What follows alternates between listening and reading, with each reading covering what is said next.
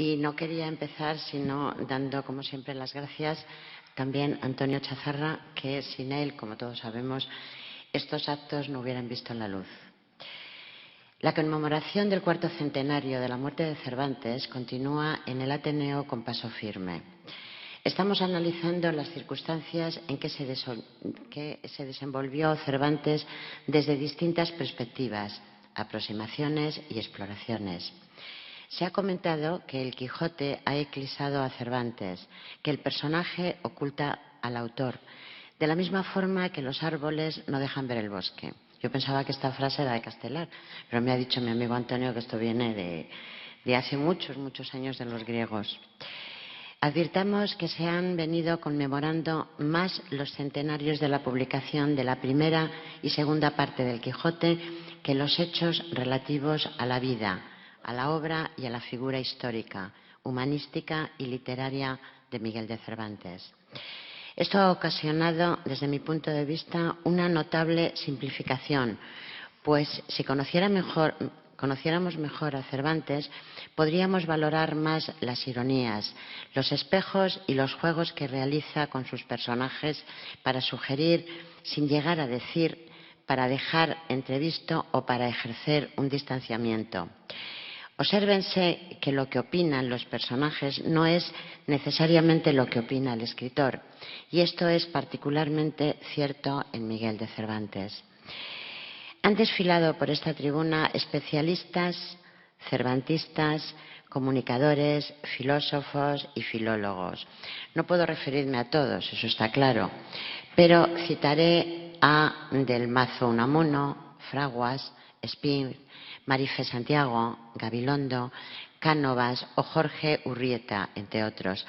Dado que el ciclo se prolongará todo el año, aún restan conferencias tan significativas como las de mi amigo y gran compañero Antonio Chazarra, Luis Alberto de Cuenca o Darío Villanueva, presidente de la Real Academia, que clausurará en su momento este ciclo.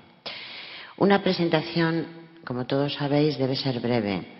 Por eso me limitaré a añadir que todo escritor es un lector o los hilos que vinculan lectura y escritura. En las obras cervantinas apreciamos la gran cultura de Cervantes al ejercer una especie de crítica literaria sobre la novela pastoril, la picaresca o las novelas de caballería.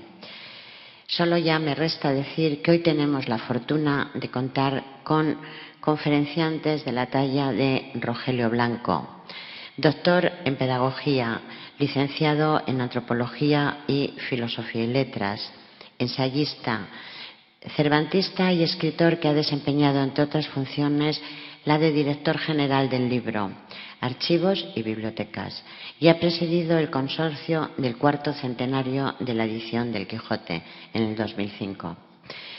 Es significativo que su autor predilecto sea Cervantes y su escritura predilecta sea María Zambrano, a la que dedicó uno de sus ensayos de mayor hondura. Y dicho esto, yo creo que lo más importante es a lo que hemos venido, a que Rogelio empiece su conferencia. Muchas gracias.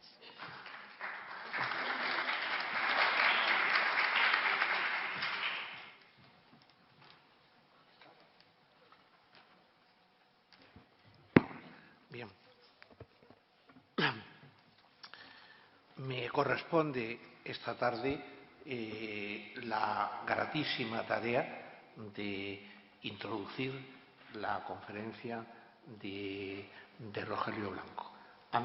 Antes de empezar, hemos cambiado unas palabras en las que ha dicho que fundamentalmente su intervención va a ser filosófica, entonces voy a procurar que mi presentación sea literaria y así cambiamos los papeles y compensamos. La verdad es que en tres fogonazos me ha parecido muy interesante por qué titular Cervantes lector. Como ha dicho Maite en la introducción y hemos comentado en varias ocasiones, a lo largo de los últimos siglos la figura del Quijote ha eclipsado al propio Cervantes y esta es una ocasión, la conmemoración del cuarto centenario, para guardar todo el simbolismo que puede extraerse del personaje, pero al mismo tiempo acercarse al hombre y al personaje histórico. ¿Por qué Cervantes lector? La primera reflexión que se me ocurre es que sin lectura no habría escritura, que todo escritor es primero un lector que retiene, un lector que selecciona, un lector que organiza, un lector que recuerda. Aquí hay ese juego. Y Cervantes era un hombre indudablemente muy culto. No tuvo la oportunidad, o por lo menos no está atestiguado, de frecuentar las aulas de ninguna universidad, pero tenía una inteligencia natural, hizo las lecturas fundamentales en castellano, en italiano y en algunas otras lenguas que había que hacer en su momento y, constantemente la lectura en los espíritus sensibles y en los espíritus creativos, la lectura motiva, la lectura acompaña, la lectura sugiere, la lectura abre caminos. Y se advierte que Cervantes era un buen lector. Evidentemente pondré 2 o 3 ejemplos. Pues en la Galatea, la cantidad de obras que cita, la cantidad de autores, su conocimiento de la Arcadia. En las novelas ejemplares, que yo creo que hay que leerlas más a fondo y mejor, es un ejercicio de una escritura que muchísimas veces surge de una motivación lectora, tanto las de ambiente, podemos llamarle más idealista, como las de ambiente más realista. Y no digamos el viaje al Parnaso, pero quizá lo que más me motiva, y voy muy deprisa a pasar a los dos últimos aspectos, es el viaje al Parnaso, la cantidad de lecturas y la información de toda la pléyade de autores de su tiempo que desfilan por ese viaje al Parnaso. Pero lo que convierte, o lo que para mí es el gran Cervantes, es en la segunda parte del Quijote, donde los personajes, diversos personajes que aparecen, han leído el libro y se desdoblan entre lectores de la primera parte y protagonistas de la segunda. Incluso Fernández de Avellaneda, el autor del Quijote apócrifo, un personaje, Álvaro de Ataide, aparece en el Quijote en la segunda parte del Quijote, para dejar en el lugar que le corresponde a Fernández de Avellaneda. Y ya, más que brevemente telegráfico, señalar que de Rogelio Blanco recuerdo algunas conferencias que he tenido la fortuna de asistir y de compartir, donde ha insistido en que es necesario lograr una sociedad de lectores. Mientras que no haya una sociedad de lectores, tendremos mucho que aprender. Y cómo el número de bibliotecas ha de constituir un índice de calidad de vida y de cultura, para que todos los indicadores no sean excesivamente económicos. El número de bibliotecas por habitante tiene que ser, tú que has sido el máximo responsable de bibliotecas, archivos y el libro, que el número de bibliotecas sea un índice de calidad. Y también no es el momento, pero debemos hablar y tenemos que dejar un espacio para hablar del libro y las nuevas tecnologías, porque sea cual sea el soporte, el libro estará ahí y no hay que tener miedo de que las nuevas tecnologías acaben con el libro. Con el libro podemos acabar los lectores, pero las nuevas tecnologías no van a acabar. Y ya decir que para mí, y esto es arriesgado, pero Rogelio Blanco es sobre todo un ensayista. Un ensayista, ya el padre del ensayo, Michel de Montaigne, pues señalaba el ensayo como tentativa, como aproximación, como punto de vista, como la exploración de un camino inexplorado, como el decir sin decir, como el intentar acercarse a un tema sin agotarlo, como tantas y tantas cosas. Y sobre todo señalar que a mí, que cada vez me interesa más la figura de María Zambrano, pues Rogelio, aparte de todos los aspectos que ha señalado Maite en su presentación, es miembro de la Fundación María Zambrano para divulgar la memoria de María Zambrano y también del Camino de la Lengua. Y termino señalando algunos de sus ensayos que, si alguno de ustedes se decide a leerlos, seguro que no se va a sentir decepcionado. Yo no conozco la totalidad de su obra, voy a hablar, por tanto, de algunos que sí he leído. Uno es La pedagogía de Pablo Freire, donde habla el pedagogo, pero habla el ideólogo, habla el político y habla el hombre que pone toda la fe en llevar la cultura a quienes no la tienen, o a considerar que el pueblo tiene el lenguaje pero no la cultura, y a darle el lenguaje para que pueda utilizar su cultura. También la ilustración en Europa y en España, y también María Zambrano, que es uno de los textos mejor ahormados, más profundos y al mismo tiempo más ligeros de leer.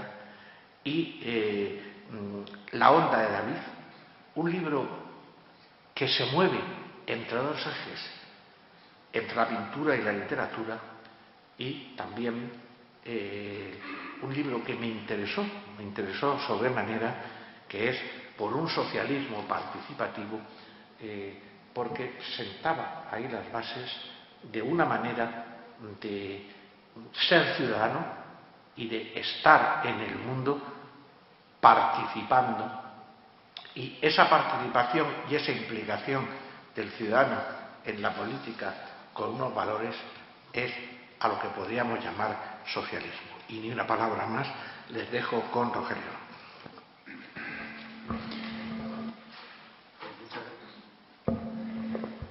Muchas gracias a Maite Pedraza y a Antonio. Sus palabras son de amigos. Vamos a ver si respondo. Les pediré alguna disculpa porque tengo cierta afonía y casi no me reconozco ni la voz, pero creo que la sala tiene acústica estupenda. Es verdad que no disfruto del título de ser el último director general de Libros, Archivos y Bibliotecas. Mi despacho sigue vacío y, sin entrar en más comentarios, no tiene explicación en que unas áreas como Libros, Archivos y Bibliotecas, aunque sea formalmente, no exista como dirección general, así como tampoco el propio Ministerio. Es verdad, Antonio, que si no hay una sociedad lectora, difícilmente tendremos una sociedad democrática. La democracia es la capacidad de distribuir o diseminar poderes, y el poder tiene que ver mucho con el saber. Quien más sabe, más puede, y al revés. Por lo tanto, el saber se consigue a través de la lectura, y una democracia tiene que hacer una participación y un empeño total por la lectura, es decir, que los ciudadanos participen de los saberes para poder diseminarlos, porque eso es participar en los poderes. Y uno de los instrumentos que validan esto, pues, son las bibliotecas, que, dicho de paso, es la red cultural más importante de nuestro país, con más de 250 millones de visitas, nada comparable. Además, son un servicio pleno, gratuito, en soporte fundamental libro, papel todavía, pero no ajeno a los otros. Y quiero decir que desde el 2012 los presupuestos oficiales figura en cuantía de inversión en bibliotecas 0 euros. Bueno, es verdad, Maite, que en el año 2005 fui el presidente del consorcio, y en esta misma casa también hubo actos cervantinos, y yo participé en una mesa con José Manuel Blecua y Alfredo Alvar. Yo personalmente, la verdad es que, siendo una persona que he trabajado en el mundo de la cultura, no soy muy partidario de la celebración, más bien prefiero la programación. Pero cuando se trata de una figura como Miguel de Cervantes, cualquier motivo es insuficiente para recordarlo, para celebrarlo. En este caso estamos en una prolongada efemérides que, repito, vino del 2005, en que tuve esas tareas respecto al centenario de la primera edición del Quijote. Debo reconocer que aquel año fue un año apoteósico en el que la sociedad por sí misma puso en marcha continuas actividades que superaron al propio consorcio y al comisariado que coordinaba José Manuel Blecua. Tengo que reconocer que el éxito fue de los habitantes del territorio mancha y de la comunidad internacional hispanoparlante. La verdad es que éramos incapaces de hasta recoger un elenco y hacer archivo con todo lo que sucedía. Repito, más allá de la acción que también se impulsó y hubo inversiones importantes en cantidades significativas de dinero, es verdad que había cierta bonanza económica y se pudo hacer, pero más allá de la acción ministerial fue el propio impulso social que se aupó. Bien, vino luego posteriormente la efemérides del Quijote de Avellaneda, con menos alaracas, lógicamente, y ahora en el cuarto centenario de la edición de la segunda parte del Quijote y el fallecimiento del autor, 2015 y 2016. Unas efemérides en las que se esperaba, yo personalmente, más frutos que los que veo, es decir, de compromiso político y demás. No, más allá de alguna exposición, no veo un compromiso político de las autoridades con lo que esto significa sin ser lo fundamental. No obstante, una vez más hay que felicitar lo que hace la sociedad, en este caso al Ateneo, pero, repito, se echa mayor compromiso por parte de la representación política. Esta fecha, al menos comparativamente, no se asemeja al 1905, centenario tercero de la edición de la primera parte, en que se tituló, y un libro lo recoge, como Locos por el Quijote, ni tampoco con la de 2005. Incluso si lo comparamos con lo que está sucediendo en Inglaterra con Shakespeare, sería para entrar en datos y Cervantes no es menos. He dado el título Cervantes de lector después de estas consideraciones y es intencionado. Ciertamente en la galaxia de Cervantes han navegado todo tipo de adjetivos. Al singular creador no dudo que éste también se le haya dado, mas deseo, si así fuera, revivirlo. Y previamente voy a hacer unas reflexiones sobre el ejercicio de la lectura y cómo la entiendo para entrar en el concepto en Cervantes.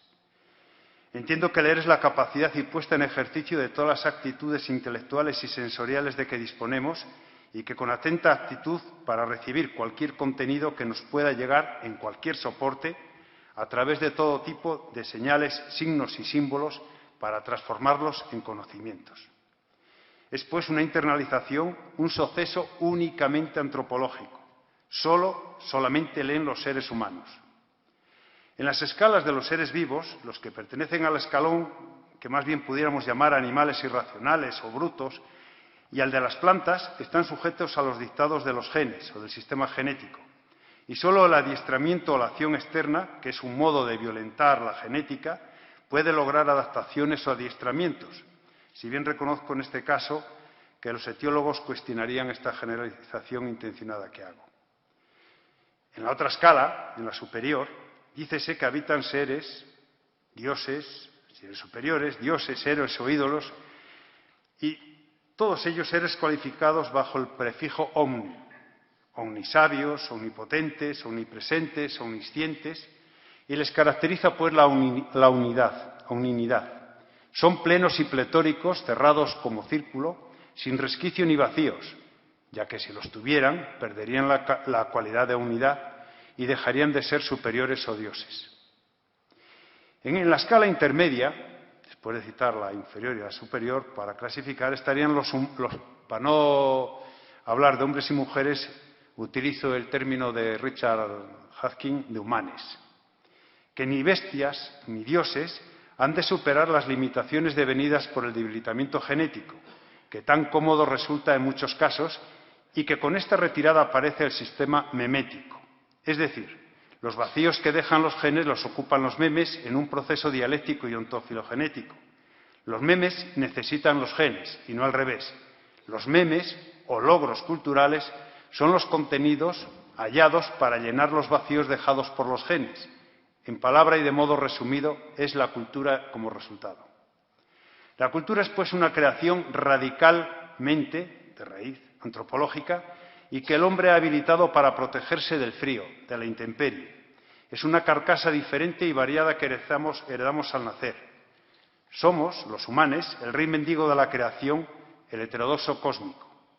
Pero para estos logros meméticos o culturales es preciso leer.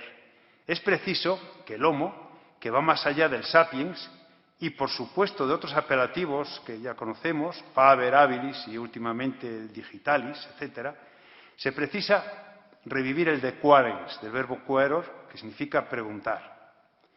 Término que supera sapiens sapiens, el que sabe, ya que el que pregunta, o toda pregunta, es la manifestación de una inquietud y la delación de una intimidad.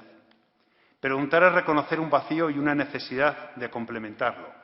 Homo sapiens sapiens et quaerens puede valer, pero en este caso se precisa otro apelativo, et lector.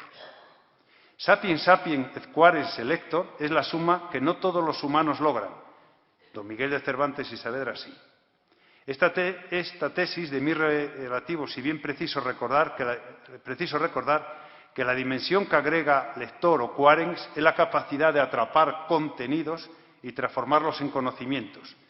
Dos Cs, contenidos y conocimientos, de la que considero parte de una tripleta del lector perfecto. Falta una C, a la que luego aludiré y que da cumplida cuenta en el alcaíno universal y que justifica el título de Cervantes lector. Debo, no obstante, recordar, y aquí me uno a la conferencia de Francisco Cánovas del otro día, que él hizo todo un panorama de situación de la época de Cervantes, con mucha brillantez, y yo simplemente, otras ponencias lo explicarán, simplemente quiero marcar o recordar dos líneas de ese periodo. Primero, una Hispania con poderío y prosperidad del imperio que coincide con la juventud de Cervantes y que genera mucho optimismo. Periodo en el que armas y letras se aunan. Las letras se llenan de cantos de gloria y las riquezas llegan abundantes de América. Los libros de caballería y los relatos de hazañas y bélicos lo justifican, si bien el despilfarro y la mala gestión acompañan la abundancia. Recordemos que las deudas devenidas por los empeños con frecuencia personales de Carlos V, más que primero en este caso, por sus dedicaciones europeas y las bancarrotas sucesivas de Felipe II. Segundo, de las celebraciones de Lepanto llegamos al 1600, donde el imperio da señales de grietas. La derrota a la invencible, muerte de Felipe II, quiebra económica, desequilibrios y decadencia. No obstante, en estos espacios Cervantes lee y lee, como quaerens lector.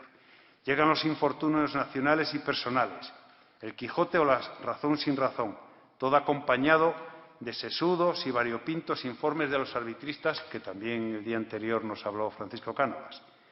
El arbitrismo, también denominado proyectismo, sustituye en el reino de los Austrias hispanos al reformismo providencialista. Se abandonan las soluciones fideístas por expedientes o arbitrios que con frecuencia era un modo fácil de ganar dinero. El desprecio por tal oficio fue pronto y se consideró un modo fácil de ganar dinero. Las soluciones literarias contra los arbitristas empiezan ya en 1613, como en otros casos y ocasiones, primeramente de la mano de Cervantes en el Coloquio de los Perros. Posteriormente ya se incorpora a la literatura y se consolida a partir de 1620. Y de acuerdo con Jean Vilar, estudioso del tema.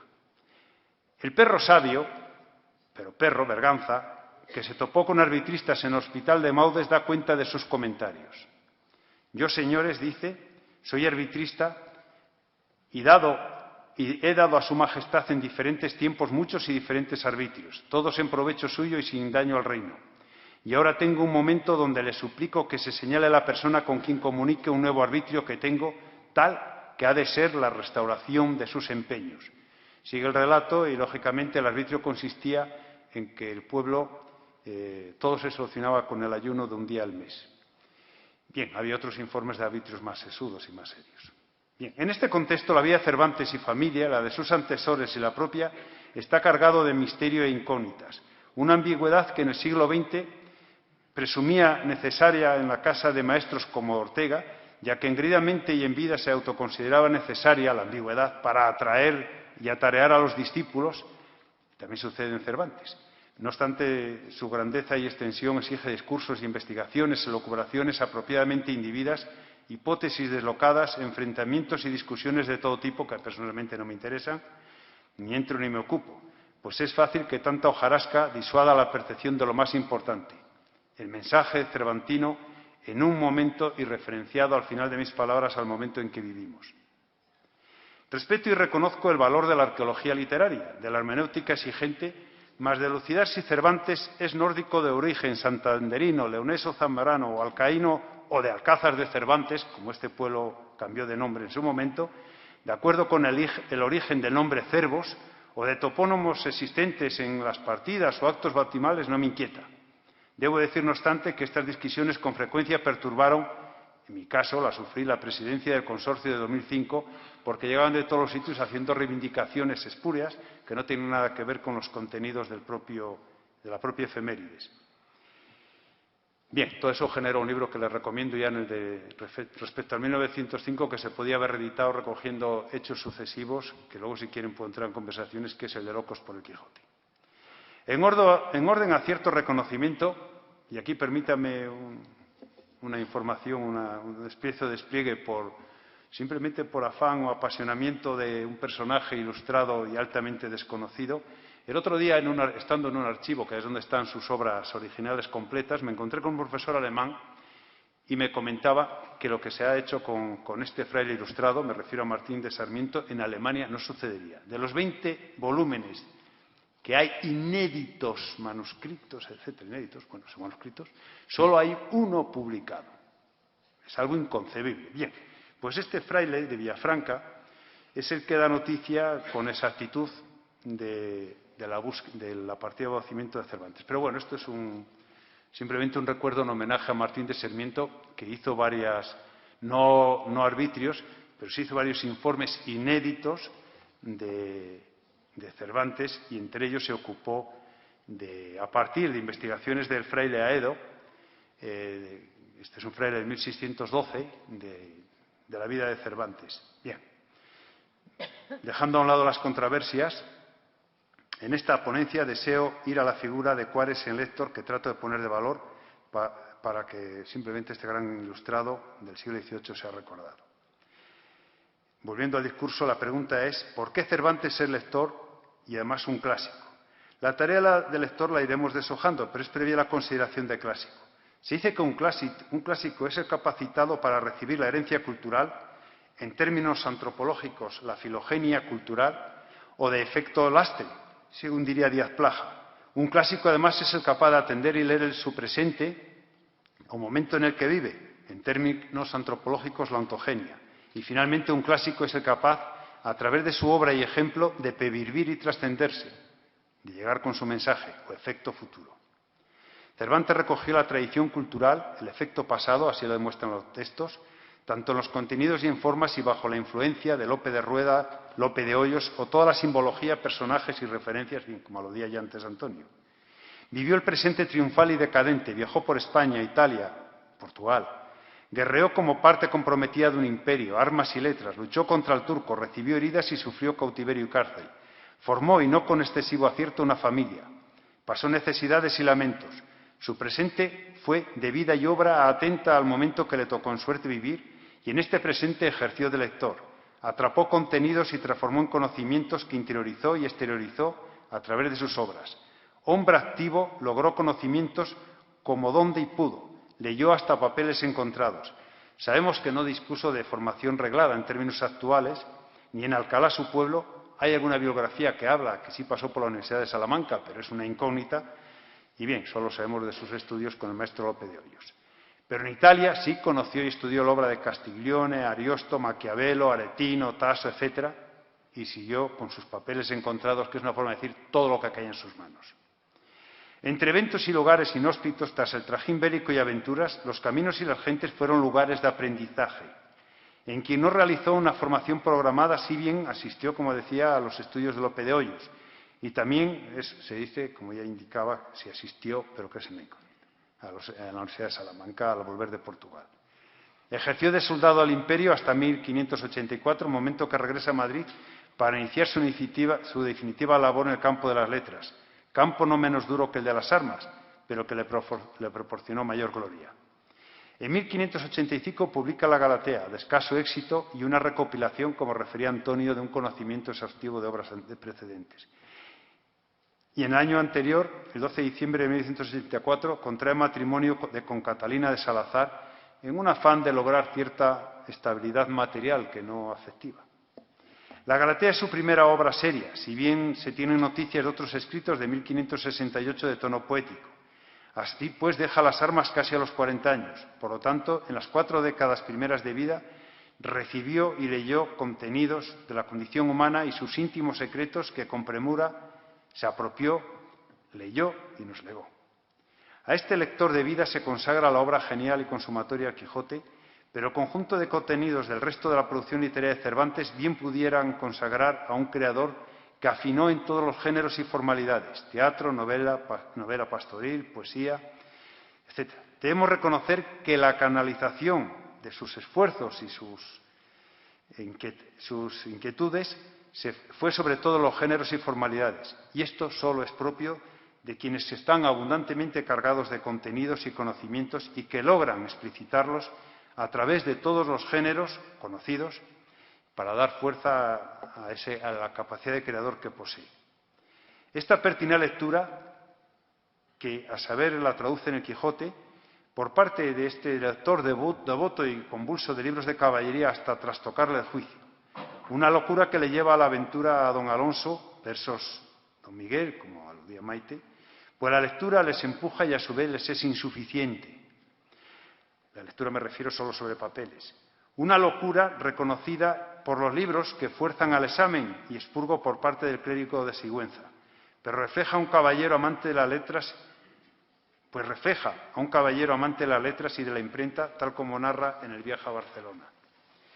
Tras el trasteo por caminos, repito, necesito más que los papeles encontrados, el autor y personaje se funden y casi la lectura aniquila al creador para llegar a un punto final pausado. Señores, dijo don Quijote, vámonos poco a poco, pues ya en los nidos de antaño no hay pájaros de ogaño. Decía que don Miguel era un clásico, pues atendía los tiempos en un presente continuo, y el Quijote Seitera es una epopeya viviente del género humano, un clásico también intemporal. ¿Por qué? Porque su lectura es infinita y universal. Autor y personaje se funden como representación de quaren selector, por su unidad y variedad intemporal de hechos, por la expresión del alma colectiva de los humanos, fuerza narrativa, crítica social, voluntad de recuperación y de realización, etcétera, hasta la creación de un ideal realista. El idealismo arranca tras la existencia de un ideal que se convierte en realista cuando es un idealismo de ideales y no de ideas, como señala el profesor José Luis Avellán. El autor busca un carácter tras la lectura atenta de la realidad que abarca, una suma de caracteres vinculantes y amplia. De ahí que el Quijote sea universal y que llega al alma de todo pueblo y en todo tiempo. En todo espacio deja mensaje y logra un modelo ajeno a la indiferencia. Este es el realismo logrado en el idealismo cervantino. Esta escritura cervantina o modus cervantino, si bien en forma de novela, en este caso logra un contenido expositivo del alma humana, de su tojón, que dirían los griegos, o una metafísica de las entrañas, de logos empedoclano que se diluye por las entrañas. Señalo esto, normalmente el verbo tojón, el eimi griego, es más amplio que el sun latino, pero bueno, esto es una disquisición de filología que vamos a dejar a un lado. Algunos olvidan el alto valor filosófico logrado por Cervantes. Personalmente diría que Cervantes es un aleceico, de Alecella, como saber representativo y propio de los hombres, el más cercano que el filosófico. Vamos a ver. Los griegos distinguían entre filosofía y alecella. La filosofía la dejaban para los dioses. El conocimiento de los hombres era la alecella. Pero pasa que esa obsesión que tenemos los seres humanos de imitar a los dioses, pues siempre aspiramos a emularlos y a ser como ellos. Grave engañifa. No sé cómo nos llamaríamos a filósofos hoy, de otra manera. Pero bien, en esta disquisición pienso que Cervantes es más aleceico que filosófico. Cervantes, pues, es un lector metafísico. Traslada a sus criaturas sus conocimientos tras la captura de contenidos por mesones, campamentos, caminos. Los deja respirar y permite que enseñen. La suerte y la desgracia, el amor y la esperanza, la amistad y la suerte, la guerra y la paz, la nobleza y la pobreza. En una palabra, la vida. La filosofía española no ha precisado de la sistemática. Se ha jugado en todos los géneros reconocidos, más otros propios. La confesión, la guía, la ironía, la aporía, el teatro y también el ensayo. Quizás esta deriva de géneros le ha proporcionado cierta ausencia de las cátedras internacionales, pero es preferible acarrear a su carácter realista o próxima a la vida para entender que la vida de los hombres se juega en muchos campos y modos que es difícil reducir a un solo género, dada su riqueza, que casi siempre hay que caracterizarse en el ensayo. Así lo entiendo, pues vana es la filosofía si no sirve para paliar el dolor de los hombres, dirían los clásicos. Estimo que Cervantes, viéndose obligado al uso de todos los géneros literarios conocidos, dio cuenta de los avatares de la filosofía y con un mensaje universal e intemporal, en verdadera lecella. Cervantes, en sus usos de géneros, acomodó los contenidos y conocimientos a lugares más próximos, la poesía, la novela y el teatro. Pienso que a Cervantes le sucede lo mismo que al género utópico. Ninguna modalidad por sí sola es suficiente para canalizar tanta riqueza. Su fuerza de discurso y contenidos, alegar tanta intensidad a promover el cambio, de derrelición, de provocar un mundos anversos frente a mundos perversos, necesita echar mano de todos los géneros. Se afirmó que el Quijote es comparable a la Biblia en lo profano y Ampère dice que es la criatura más grande producida por el genio humano. La relación de Cantos a esta creativa obra cervantina sería inmensa y llegada desde todo lugar. Un ejemplo de su universalidad, de la capacidad cervantina, se refleja en su potencial lector que se aloja en el seno de las criaturas para dar cuenta de lo que es, quærens lector. Además, y antes que la pregunta está la admiración, la observación. Uno de los méritos de Cervantes en su deambular y múltiple vaivén es la observación, para sobre ella preguntar y reflexionar de modo que sean conducentes a la interpretación psicológica del pueblo, del quehacer de sus contemporáneos, del hondón anímico de los seres humanos. Para ello propone, tras densas lecturas, sacar lanza en ristre a sus criaturas para dar cuenta de lo que sucede. El Quijote es más, pues, que una criatura aniquiladora del género caballesco.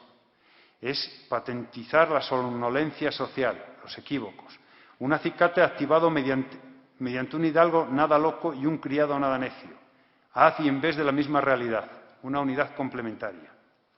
De este modo, la Odisea homérica, la Divina Comedia de Dante y el Quijote son los símbolos de la antigüedad, la Edad Media y el Renacimiento respectivamente, las epopeyas universales de su época puesta en escena por los lectores atentos y de toda época y lugar. Esta defensa de la lectura atenta pudiera decaer si la lectura deja de ser crítica, ante la realidad ironizada por el propio Cervantes. El supuestamente necio Sancho, llegado a gobernador, Don Quijote le consuela. Ya por muchas experiencias sabemos que no es menester ni mucha habilidad ni muchas letras para ser gobernador, le dice. Pues hay por aliciente que apenas algunos saben leer y gobiernan como unos gerifaltes.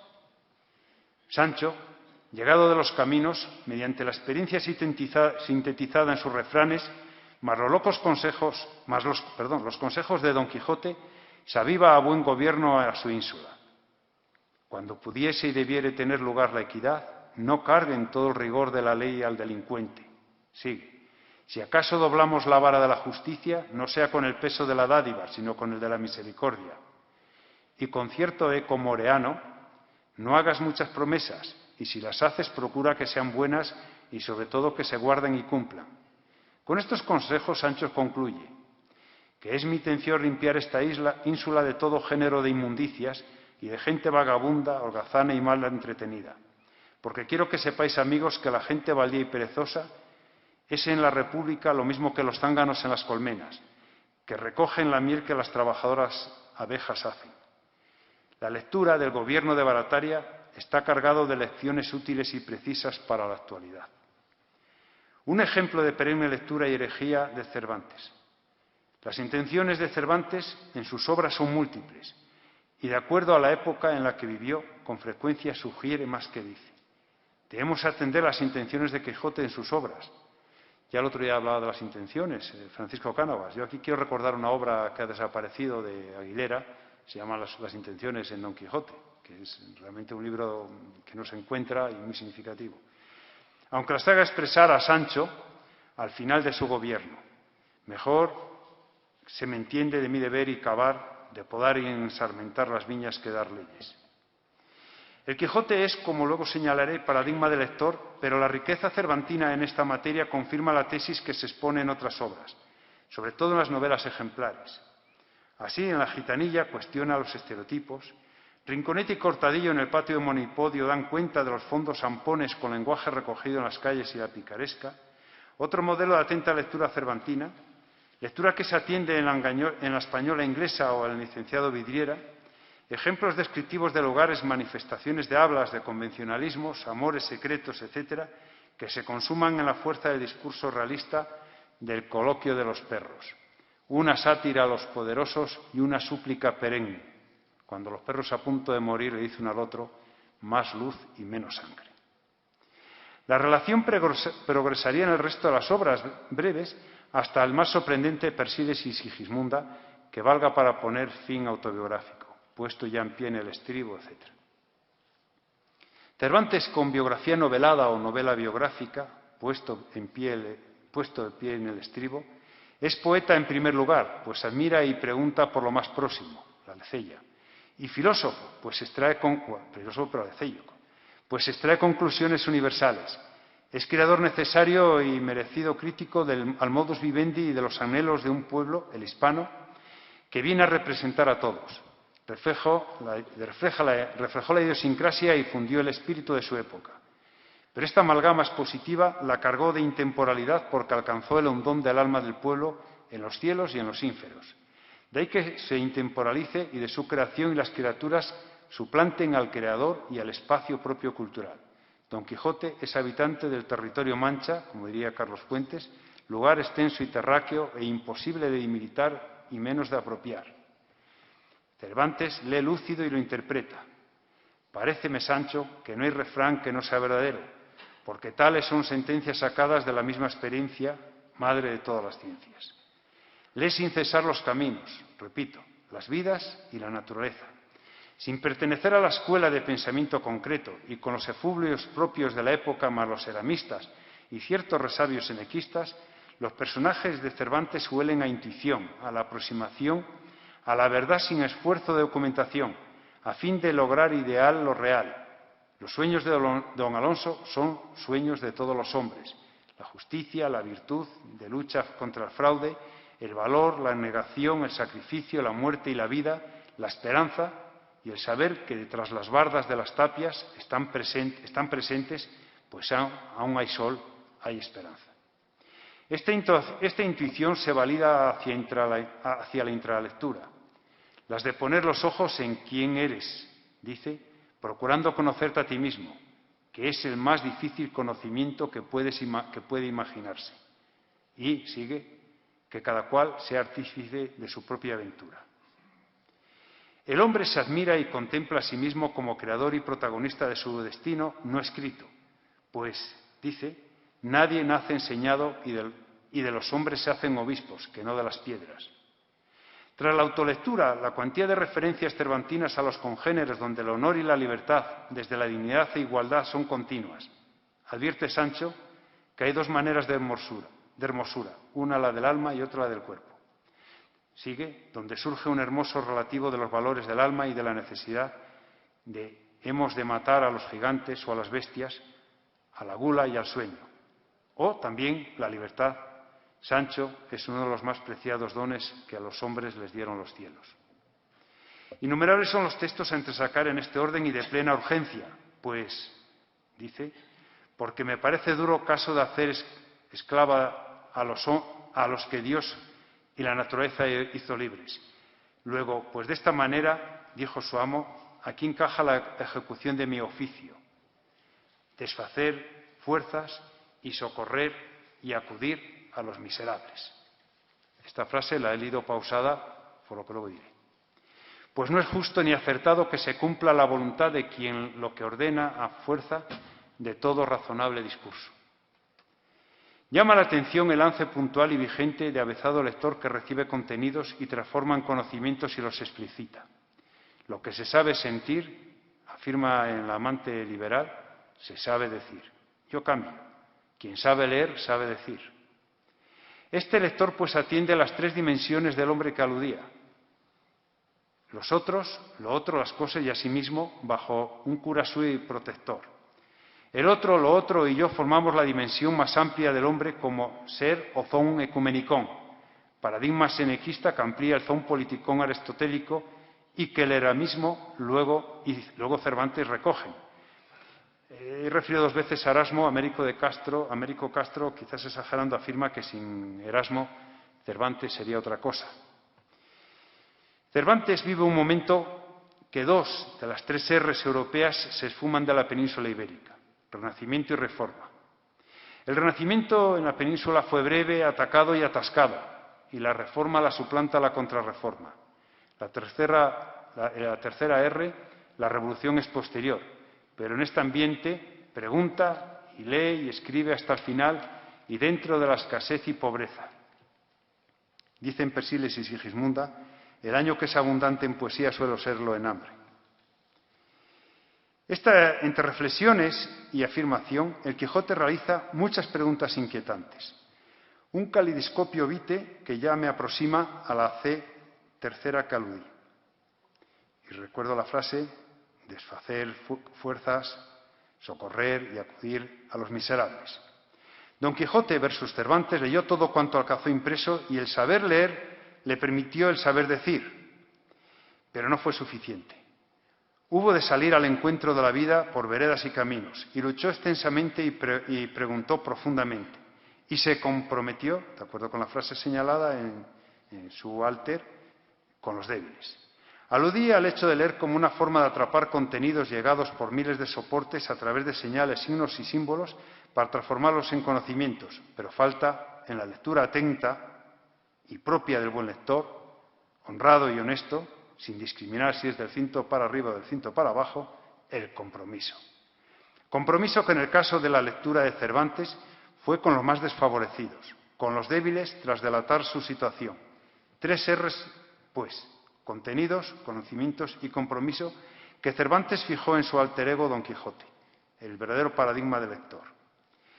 Desde la invocación inicial de Cervantes, como antes aludí, quaerens elector, y en fácil simulación, ¿qué nos diría hoy a inicios del siglo XXI? ¿Qué mensaje podemos recibir traspasados los siglos? Pues hemos de emular al clásico, en el efecto futuro, y que en la condición humana pervive. De lo contrario, ¿qué fin tienen las efemérides?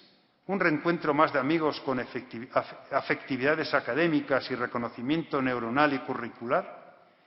Deseo realizar alguna reflexión y con voluntad de sugerencia, pues sería otra conferencia a añadir sobre los mensajes de Cervantes a lo que hoy sucede. La libertad es una meta y un camino en un espacio, el terráqueo, en el que no se debe pesar ni pesar sobre nada ni nadie, diría María Zambrano. En el hábitat de esta especie homo tan mezclada, diría Montaigne, una especie que, como afirma Cervantes en el coloquio de los perros, Dios no le expulga el linaje a nadie, pues los hombres han de ser juzgados por sus obras y no por su raza. Especie hecha de harapos, la del ser humano, y herencias que sueña castillos, pero suele terminar viviendo en sus ruinas. La historia es la revelación compartida de todos, verdadera ontofilogenia, somos historia y memoria, y en cada ser humano se hallan todos los seres. Repetimos fracasos y nada es definitivo. Tememos perder la identidad y un ser humano no es más igual que a todos los hombres. Mientras, los crisoledonistas todo lo negocian y a la sombra del dios de la guerra Ares, y los necios y violentos pretenden tener la última palabra.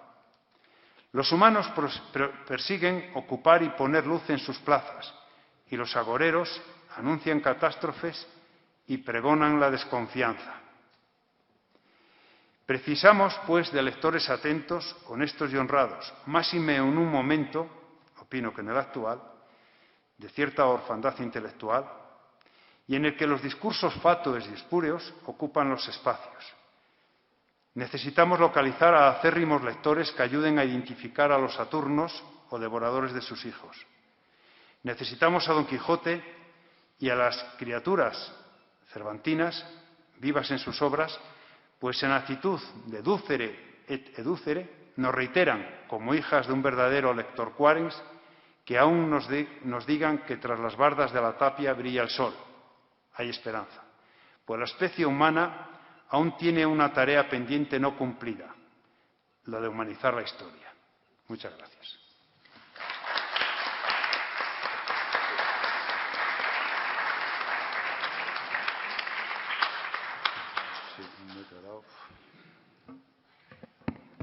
Bien, pues ahora, como es tradicional en el Ateneo, vamos a tener un coloquio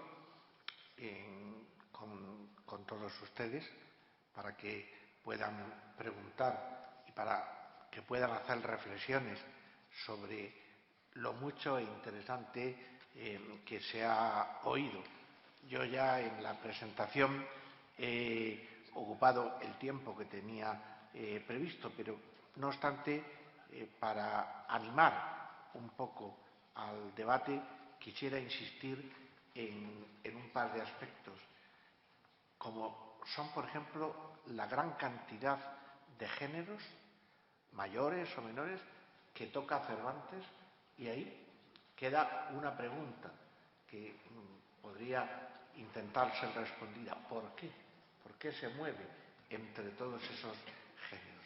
Fíjense también ustedes que Cervantes, como indirectamente, como sin querer tocar en el gracioso escrutinio que realizan el cura y el barbero de las obras encontradas en la biblioteca de Don Quijote, se ha tomado por parte de críticos sensibles, agudos y expertos, como un magnífico ejercicio de crítica literaria.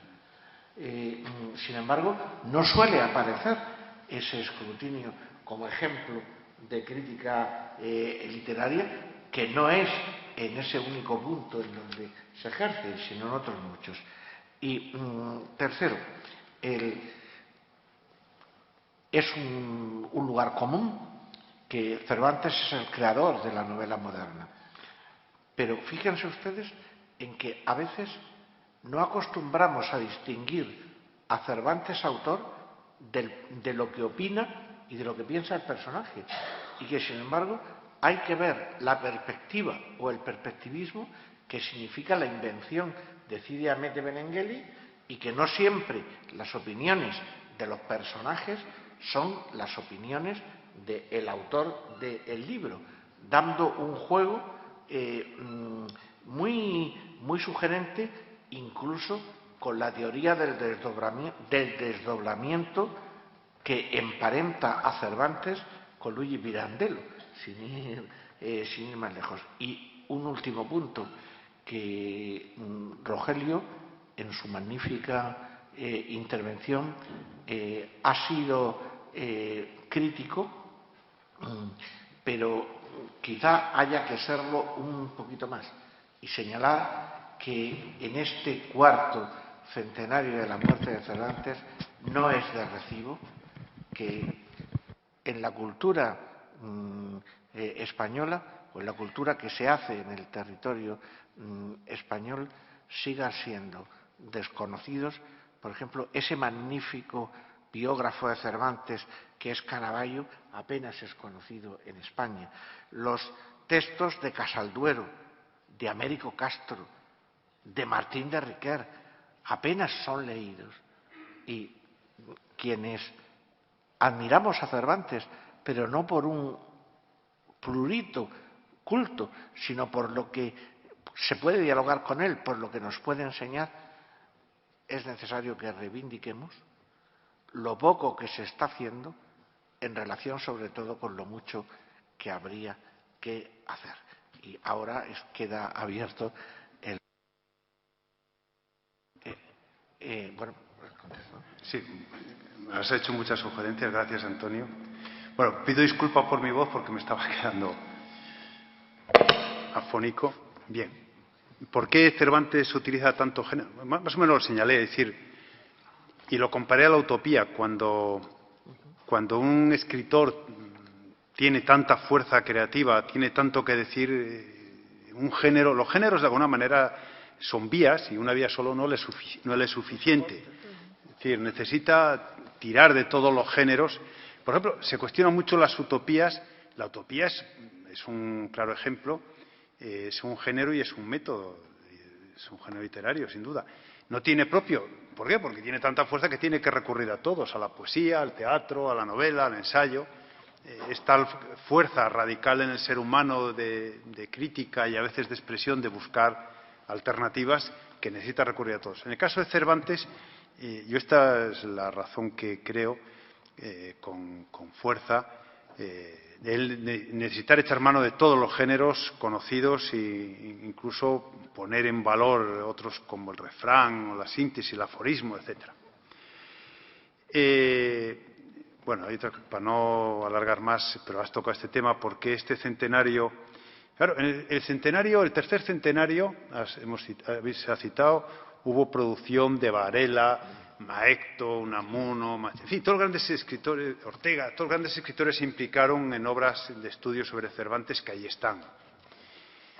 El cuarto centenario, pues cuando era candidato Rodríguez Zapatero en un debate de la Nación dijo que como actividad cultural iba a convertir el cuarto centenario de la edición de la primera parte, el Quijote, como uno de los aspectos de su programa, hubo una carcajada, si recuerdan, en el Congreso. Cuando tuvo la réplica, todavía provocó una carcajada mayor y dijo que además le iba a presidir, que iba a ser el presidente en ese centenario. Bueno, cuento esto simplemente como anécdota, pero sí hubo una implicación. Y en este hilo, bueno, pues yo les pregunto a ustedes si han visto al actual presidente en algún acto cultural. Bueno, luego ya podemos entrar en otras discusiones simplemente para que ustedes tengan. Bien, pues como comentaba, desde aquí tengo algunas dificultades para ver, pero veo una palabra pedida. ¿Hay alguna otra? Pues intervenga y mientras tanto continuará el turno de palabra. Sí, continuará el turno de palabra cuando se vayan sumando más. Adelante, tiene la palabra. Sí, gracias. Yo lo primero es dar las gracias por la conferencia, creo que ha sido magnífica, y también decir que coincido plenamente con la crítica que se ha hecho con relación al homenaje que se está haciendo, este año y el anterior a la figura de Cervantes, y usted ha mencionado el homenaje también a Shakespeare, y es un poco sonrojante, ¿verdad? Las comparaciones en este caso pues nos hacen sonrojar y es una pena, ¿no? Y es muy de agradecer todo lo que se está haciendo aquí en el Ateneo. Pero yendo al tema concreto de la conferencia de hoy, ¿no?, que se titula Las lecturas de Cervantes, se ha hablado, y también usted ha mencionado, el enigma de Cervantes, en cierta forma, con relación a su vida, a la cantidad de cosas que se desconocen, pero un tema muy concreto, yo creo que uno de los grandes enigmas de Cervantes, y aquí es un poco una opinión, pero que yo sé que se ha mencionado muchísimas veces, es cómo adquiere Cervantes ese nivel cultural tan inmenso, porque al decir que, por ejemplo, el Quijote es la primera de las novelas modernas, es una novela que luego es absolutamente singular, puesto que el nivel de lecturas que manifiesta tener Cervantes en el Quijote creo que está me parece que es del orden de 429, me parece que se ha establecido. El número de refranes supera los 400 y pico y las paremias totales son 700. Las palabras, con el programa Anales, la Universidad de Granada de Málaga creo que lo estableció en más de 23.000 palabras o 22.000 y pico. Bueno, quiere decirse que estamos hablando de una persona que adquiere una cultura extraordinaria y que, sin embargo, escribe su primera novela, Galatea, bueno, no su primera novela, pero una de las primeras novelas publicadas con 38 años, cuando a los 33 fue liberado de su cautiverio en Argel. Mi pregunta es, ¿cómo adquirió Cervantes esta cultura? O sea, usted, por ejemplo, ¿tiene alguna teoría? ¿Se lo ha planteado? Porque yo sé que ha habido, por ejemplo, conferencias incluso donde se ha hablado del enigma de Cervantes y se ha dudado de la autoría del Quijote e incluso del propio Cervantes. Se pensaba que incluso su hermana, la que fue monja, podía estar detrás del Quijote, que el Cid Hamete no era una figura irreal, sino que a lo mejor también podía haber existido y se trajo el manuscrito de Argel. Yo qué sé, en fin, era un poco preguntarle sobre el enigma de Cervantes relacionado con sus lecturas y con su cultura. Bueno, en la primera referencia a Shakespeare, de enigma a enigma valgan los dos, porque Shakespeare también está cargado de enigmas y desconocimiento hasta el límite. Por no tener, de ambos no tenemos ni retrato fiable, de ninguno de los dos. Bien,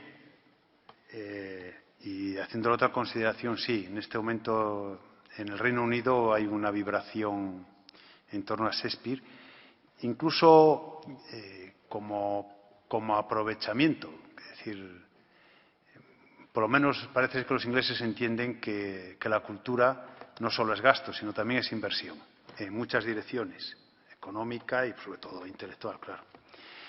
Es decir, todas las cantidades de cosas que uno lee sobre Cervantes es que es prolijo, sería... ¿Qué es lo que nos ha dicho de Cervantes? Entonces, es decir, ¿cómo él llegó a estos conocimientos? Bueno, yo creo que si no los hubiera llegado no hablaríamos de Cervantes. Es un poco el debate, es un poco todo el relato que tiene mis palabras. Fue un lector de la vida, es decir, fue un alma inquieta que se impresionó de todos los contenidos, pero que no solo se limitaba a recibir los contenidos, que eso es la lectura, sino el transformarlo en conocimiento, es decir, todos esos refranes, pues, en la cárcel, entre la vida soldadesca, porque no solo se trata de recibir esos refranes o esa síntesis de saber, sino transformarlos y apropiarlos en una adecuación. En Italia, mientras estuvo al servicio del cardenal Acquaviva, ahí se sabe que leyó a los clásicos y que disponía de lecturas. La expresión papeles encontrados, aunque bien, es una forma de decir que leía todo lo que podía. Pero más allá de leer todo lo que podía, cuando digo todo lo que podía, vamos, no es que yo desprecie, lógicamente, el valor del libro es el que es y es infinito, pero no todo está en los libros. Es decir, el recibir contenido señalaba en todo tipo de soporte. Si llega a la primavera y un árbol no brota, tendré que saber qué leer, que ahí pasa algo, ¿no? Es decir, señales, signos y símbolos. No quise aludir para no alargarme más, es decir, ¿cuál es el libro más importante que leyó Cervantes? Yo creo que está claro, en el Quijote se intuye en esa salida a los caminos, a desfacer. Es que salté ahí un trozo ya porque ya se me va la voz. Pues el libro más importante que existe, que es El rostro humano. Es decir, y ahí el Quijote, ahí Cervantes es un verdadero maestro de la lectura. No hay libro que emita tantos mensajes como El rostro de los humanos. Y volviendo en otros términos, si no somos capaces de leer ese libro, y repito, yo en mi opinión creo que no hay libro que emita tantos contenidos como el rostro de cualquier ser humano, aunque yo ahí salté un poco ese trozo. Y ahí Cervantes versus Quijote sí que lo saca a los caminos a leer el rostro de los débiles, la tercera C, y se comprometió. O sea que yo, a veces, por eso decía, con respeto de la arqueología literaria, lógicamente, si es seria y tal, porque, claro, muchas veces de los restos arqueológicos vive mucha gente. Pero bueno, por otra parte, los fósiles es lo que queda vivo de la historia y es necesario leerlos, ¿no? Yo creo que esa parte de centrarnos, que es necesaria, por lo menos ha sido el objetivo de mi ponencia, y si dan cuenta he citado pocas referencias, simplemente cité autores. No me he querido detener y me he querido detener en la otra dimensión. El Cervantes o el Quijote o sus personajes leyendo lo que es la vida, leyendo el rostro humano. Entonces, si atrapo esos contenidos y los interiorizo, los transmito en conocimientos, me obliga a una actitud. Y es el compromiso. Y él lo toma claro, con los débiles. Esto lo hacen pocos, claro. Por eso cuando empezaba la conferencia decía, leer o no leer es la cuestión. Si una democracia, un país quiere ser demócrata, tiene que ser una sociedad lectora. Pero más allá, también, claro que las bibliotecas, lo que le demos a Gutenberg. Por Dios, ¿cómo lo voy a exagerar? Pero no es suficiente. Para el Quijote no fue suficiente. Lo que decía Antonio, es decir, la quema de los libros, que algunos lo ven como una biblioclastia, es decir, no es suficiente. Lo que nos viene a decir Cervantes, esta es mi versión, no es suficiente. Hay que ir más allá, incluso eso, tras las tapias, a los caminos, y a leer el libro, repito, más importante, que es el del prójimo. Por eso aludí brevemente al otro, al tal y a la naturaleza, aunque rápidamente. Yo creo que ahí, para mí, la lectura y la sabiduría profunda, porque es un clásico y será un intemporal. ¿Por qué a Cervantes, rápidamente, después de la Biblia, es el que más ediciones tiene? ¿Por qué es capaz de escribir una obra con 400.000 palabras? ¿Por qué? Y se entiende en Rusia, en China, en las diversas culturas. ¿Por qué? porque va al libro más importante. Porque las lágrimas son en todos los sitios, o las sonrisas son en todos los sitios por las mismas razones. ¿Hay alguna palabra más? Pues si no hay... sí. Veo dos palabras más, Maripaz y allí. Maripaz. Sí, gracias. No veo la cara, pero hay una mano levantada al final. Le daré ahora enseguida la palabra. Maripaz. Buenas tardes. Quería preguntarle por la faceta poética de Cervantes. Parece ser que hay ciertas corrientes literarias que hablan de él como poeta fracasado. E incluso él mismo en algún momento también lo intenta un poco perfilar. ¿A usted qué le parece? ¿Realmente es un poeta fracasado o era una sensación íntima del propio Cervantes? Bueno, vamos a ver, los primeros poemas que se conocen de él son con motivo de la muerte de Isabel de Valois, cuando estaba con Lope de Hoyos, que le recoge unos poemas. Él mismo reconoce que esa gracia no se la dio el cielo. Pero yo, al hilo de mis palabras, es verdad que no es lo que le destaca en Cervantes la poesía, y él mismo lo reconoce, pero yo, al hilo de mis palabras, es decir, la pregunta ¿qué es la poesía? ¿Una formalidad de versos y estrofas métricamente correctos solo? Yo creo que Cervantes es un poeta en el pleno sentido. Parto de mi tesis de conferencia, es decir, que voy un poco más hacia la filosofía. La poesía es la realidad más próxima al ser humano, e incluso es la admiración y el entretenimiento en lo concreto. Y ahí está la poesía. Luego vendrá la filosofía a dar respuestas. Pero las preguntas salen de la poesía. Y en lo próximo. ¿Cervantes fue poeta? Totalmente. Estuvo siempre atento a lo más próximo. ¿Y lo admiró? Claro. ¿Y lo preguntó? Claro. Es poeta. En el sentido que yo lo digo aquí, sin entrar en disquisiciones si tiene muchas figuras literarias o no y formalidades en los poemas. Yo, en coherencia con el discurso que he hecho, en mi opinión, un grandísimo poeta, y aquí recojo un poco los parámetros que nos fijan los griegos, un grandísimo poeta, atento a lo próximo. Y añadiría algo más, Antonio. Posiblemente, si nuestros filósofos de ahora estuvieran, así como la filosofía sigue atenta, la filosofía necesitaba un poco de poesía, que posiblemente estaríamos hablando de más aproximación. Y bueno, un poco la frase de Claudías, que también es de los griegos: si la filosofía es vana si no atiende al dolor de los humanos. Y repito, la poesía es proximidad, admiración, pregunta, interrogación. Es la primera pregunta. Y Cervantes eso no lo abandona nunca. Pues vamos. Bueno.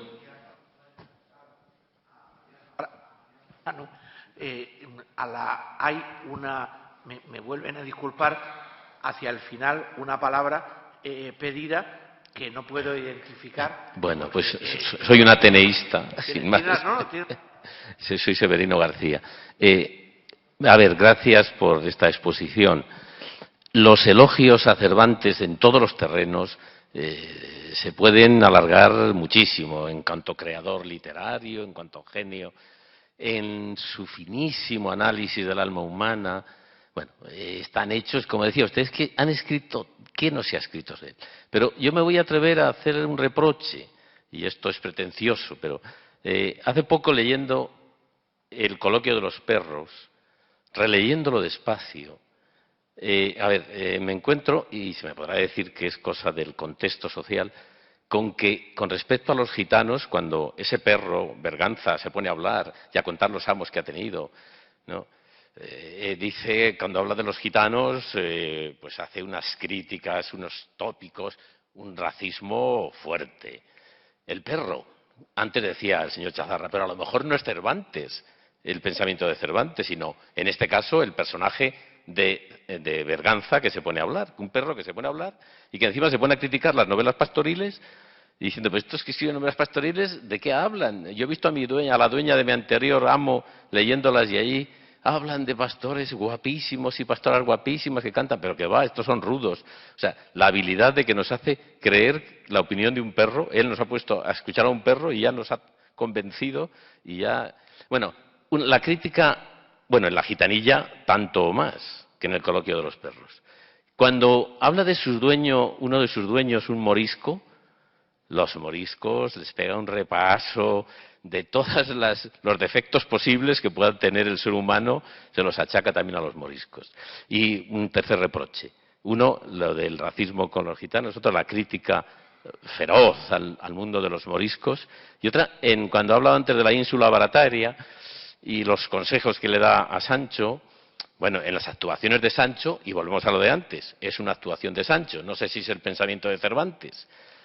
Hay un machismo evidente en aquella famosa escena que todos recordarán, ¿no? Cuando dice Sisiano no defendido de un intento de violación una mujer, y luego cuando le quiere quitar la bolsa, bien que se defiende y tal. Bueno, ahí hay un machismo también fuerte. Y digo esto porque el otro día en la exposición de la Biblioteca Nacional, y termino, que han prorrogado, alguien ha puesto allí la importancia de leer a Cervantes, que yo también defiendo, por supuesto, para el rearme moral. Bueno, pero para el rearme moral, como decía usted, la información hay que transmitir, hay que convertirla en conocimiento, y para convertirla en conocimiento hay que ser críticos. Y hay que ser críticos incluso con Cervantes, al menos en este aspecto de las ideas que suelta a través de sus personajes. Gracias. Bueno, yo creo que los grandes admiten hasta reproches. Esa es su grandeza. Pero bueno, de alguna manera, en mi opinión, creo que Cervantes tiene una obra con una suficiente amplitud que, sin dejar de reconocer esto que usted señala, que es verdad, sin embargo, él recoge lo que pasaba en la sociedad. Los moriscos en ese momento estaban siendo expulsados, él vivió en Argel y tuvo unas experiencias, pero en otros momentos los defendió. De hecho, elige a Cide como personaje singular en el Quijote, lo cual no significa que en el ambiente, digamos, entre comillas, oficial y social, pues hubiera rechazo a los gitanos, que había indicaciones de persecución, los moriscos expulsados, es decir, algo tremendo que hizo nuestro país, etcétera, y él era partícipe de... Luego, por otra parte, de todo lo que se ha hecho de Cervantes, que yo otro día también estaba leyendo un artículo donde, bueno, pues se dice, bueno, también de Shakespeare, ¿no? Que era un homosexual encubierto. Bueno, y que habla de sus prácticas homosexuales mientras estuvo en los baños de Argel. Bueno, pues quizás, yo no sé, creo que hay personajes con tal riqueza, que es lo que nos ha hecho de Cervantes. Pero yo creo que el conjunto es ver una obra y una línea y un trazado muy nítido en el caso de Cervantes, y que si hace estos reproches, que se le pueden hacer más, yo creo que se pueden hacer más. De alguna manera es partícipe del lector de esa sociedad y que recogía los ambientes. Socialmente, pues había todas esas críticas contra, ya señalaba, los arbitristas, los otros, y él va recogiendo los gitanos, los moriscos. El machismo supongo que funcionaría, claro, lógicamente, y socialmente el desprecio a la mujer. Sin embargo, pues claro, está la figura de Dulcinea y otros. Es decir, hay todo un vaivén de posibilidades y de riquezas que nos da capacidad. Pero yo creo que es parte también de esta grandeza. Yo, claro, en su conjunto, pues sin obviar los reproches que señala, que están ahí en sus obras, y que desde una lectura ahora pues parecerían un poco correctos, quiero interpretarlo como parte de la percepción social que él hacía de lo que estaba en el ambiente. ¿Hay alguna palabra más? Pues aprovechando que no es excesivamente tarde, Rogelio, yo sí quiero hacer una última intervención, y es en tres preguntas muy breves. La literatura está claro que a menudo influye sobre la vida, pero también hay que reflexionar en que la vida influye sobre la literatura. Y yo me quiero referir, la primera pregunta es el Quijote de Avellaneda, que se ha leído tampoco, y que yo creo que merece la pena mucho más Cervantes, pero el Quijote de Avellaneda merece también la pena.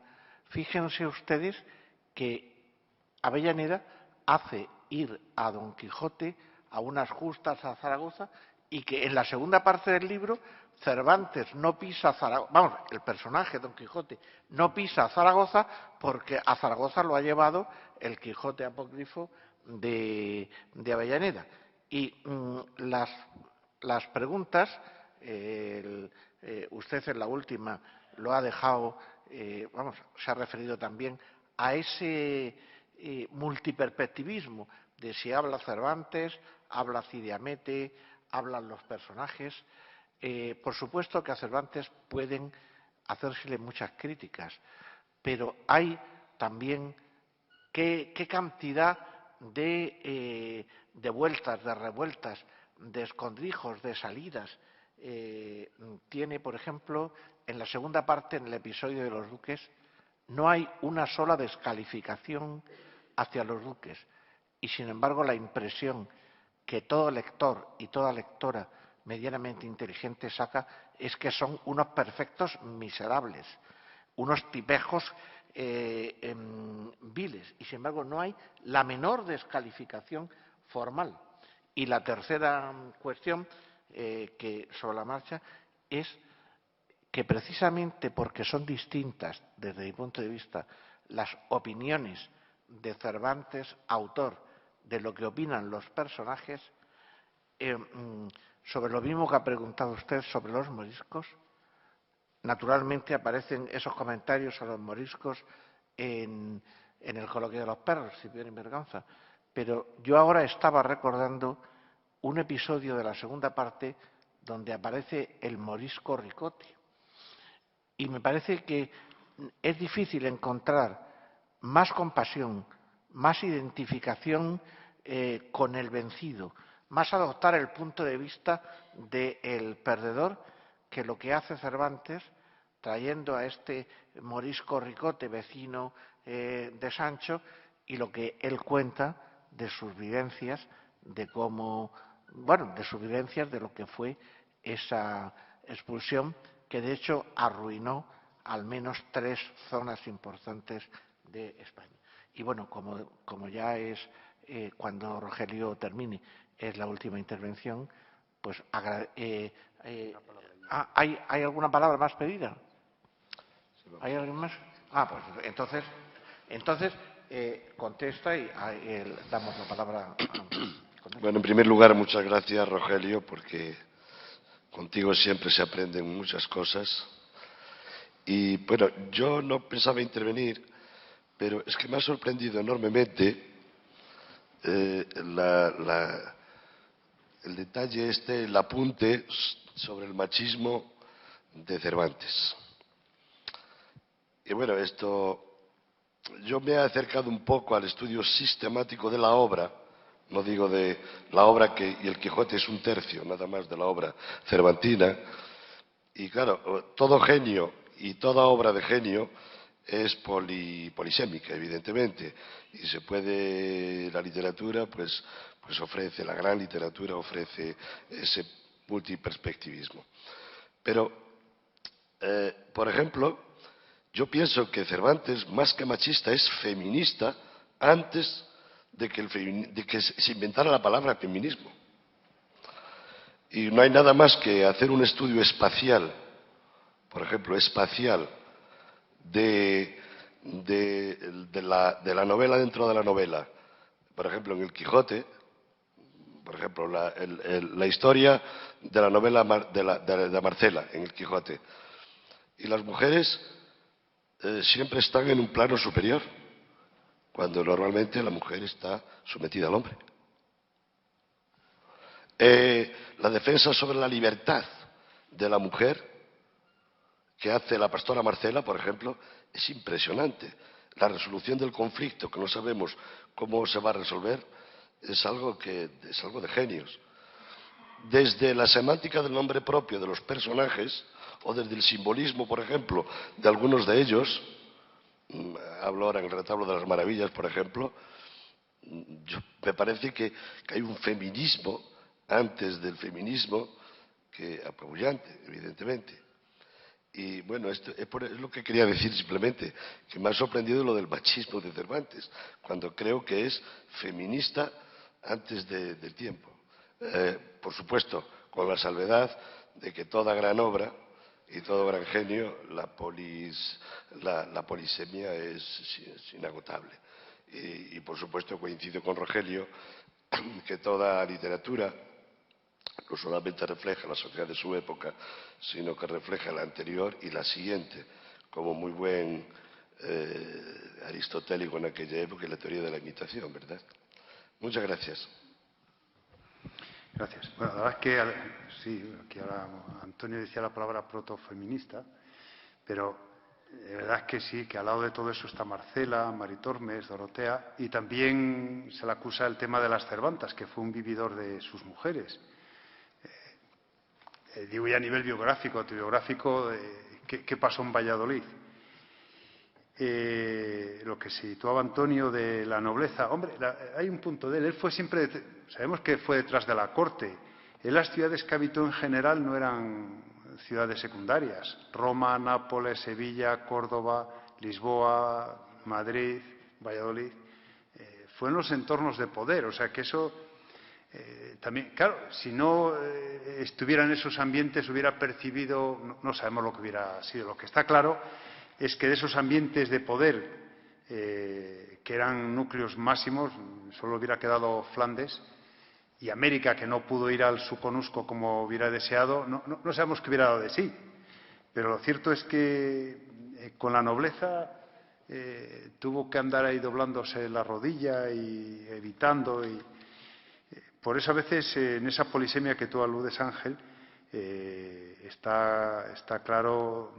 Pero yo quisiera resaltar su capacidad lectora de creador auténtico, que fue percibiendo todo lo que había y legándolo en todos esos efectos que antes señalaba. Respecto a Avellaneda, Antonio, pues posiblemente si no hubiera surgido el Quijote de Avellaneda, pues igual la segunda parte hubiera sido de otra manera. Sabemos que fue un acicate, ¿no? Un acicate y un activador, ¿no? Yo no sé qué más. Lo que sí ya se me ocurre a mí, mis palabras para terminar, es que la lectura y la vigencia que tiene Cervantes es impresionante. Yo recuerdo,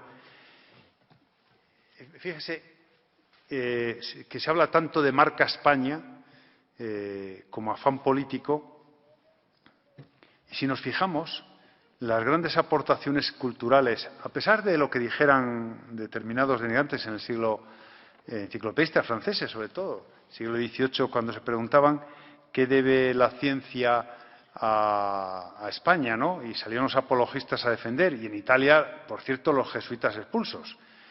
Bueno, sin entrar en más detalle, en mi opinión creo que los grandes mitos de la modernidad occidental son españoles. La Celestina, que también Cervantes la conocía y sabemos la alta opinión que tenía de ella, el Quijote, Carmen y Don Juan. Y si nos damos cuenta, bueno, pues todos estos personajes suceden de alguna manera en el propio Cervantes. Lo digo, la verdadera marca es esta. Y sobre todo la verdadera marca si somos capaces de hacer una lectura atenta y más allá de locubraciones. Yo insisto, dispongo de una biografía extensísima y hasta no con obsesión, no porque no tengo ninguna, pero hasta una colección variopinta de Quijotes. Y leer todo lo que puedo de él y nunca termino uno de sorprenderse.